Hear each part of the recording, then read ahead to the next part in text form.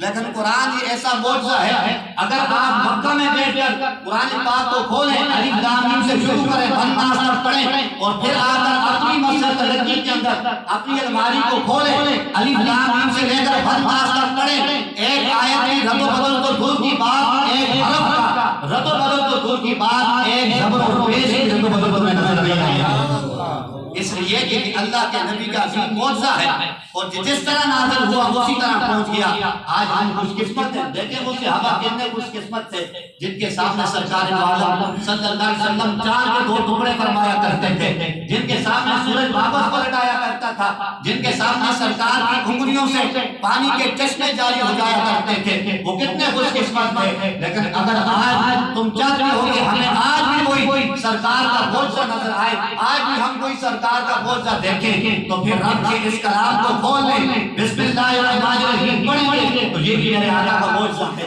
الف لام میم پڑھیں گے تو یہ بھی میرے آقا کا معجزہ ہے، سیقول السفہاء پڑھیں گے تو یہ بھی میرے آقا کا معجزہ ہے۔ البتہ حتی یہاں تک کہ اس قرآن کا ایک ایک حرف میرے آقا کا معجزہ ہے، حروف کو ملائیں گے ایک لفظ میرے آقا کا معجزہ ہے، الفاظ کو ملائیں گے ایک آیت میرے آقا کا معجزہ ہے، آیات کو ملائیں گے ایک رکوع میرے آقا کا معجزہ ہے، رکوع ملائیں گے سورت میرے آقا کا معجزہ ہے، سورت میں ملائیں گے ستارے میرے آقا کا معجزہ ہے، ستارے ملائیں گے منظر میرے آقا کا معجزہ ہے، حتیٰ کہ الف لام میم سے لے کر بنداس تک ہر حرف میرے آقا کا معجزہ ہے۔ اسی لیے شاعر کہتا ہے سارا قرآن تیرا رنگ میں لگتا ہے، اس کا قاری ہو نعرہ رسالت، نعرہ رسالت، عظمت و شان قرآن،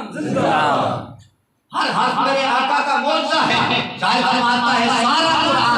سارا قرآن تیرا رنگ میں لگتا ہے، اس کا قاری ہوں کہ تیری زبان لگتا ہے، اس کا قاری ہوں کہ تیری زبان لگتا ہے، اور جب بھی سے سوئے آسمان نظر اٹھ